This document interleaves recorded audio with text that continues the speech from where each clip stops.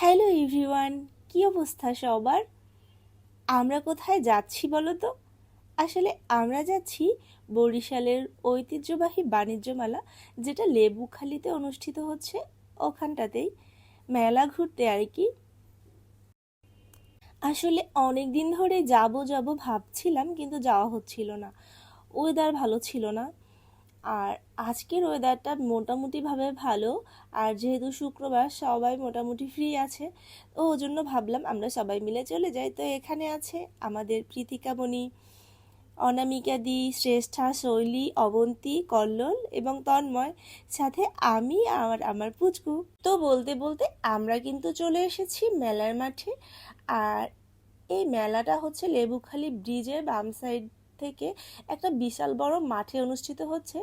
তো এখানে রাস্তাটা বেশ বড়, কিন্তু এখানে হেঁটে যেতে হয় কিছুটা পথ, এবং রাস্তাতে বৃষ্টির কারণে জায়গায় জায়গায় পানি কাদা তৈরি হয়েছে। তো আমরা যাচ্ছিলাম, কিন্তু দুর্ভাগ্যজনকভাবে হাঁটতে হাঁটতে একটা পর্যায়ে আমাদের শৈলী একটু হোঁচট খেয়েছে।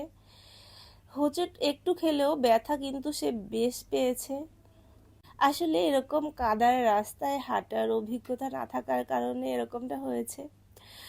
তারপর আর কি আমরা চলে এসেছি এন্ট্রি গেটে, এবং এখান থেকে আমরা 20 টাকা করে টিকিট সংগ্রহ করে সবাই মিলে আমরা ঢুকে পড়লাম মেলার মাঠে।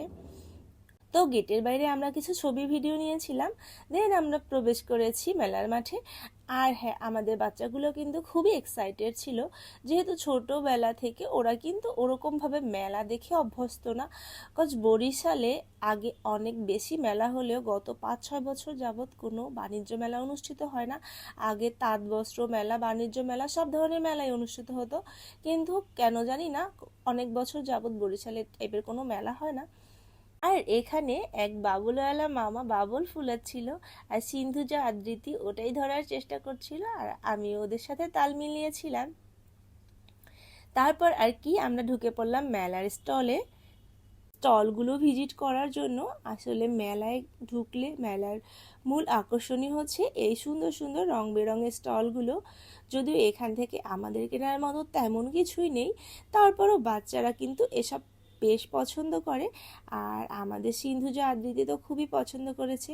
আমাদের শৈলী আবার রান্না বান্নার কিছু চামচ কিনেছে। যদিও সবাই আমরা টুকটাক ওগুলো কিনেছি, আমি বাদে ওরা কিনেছে।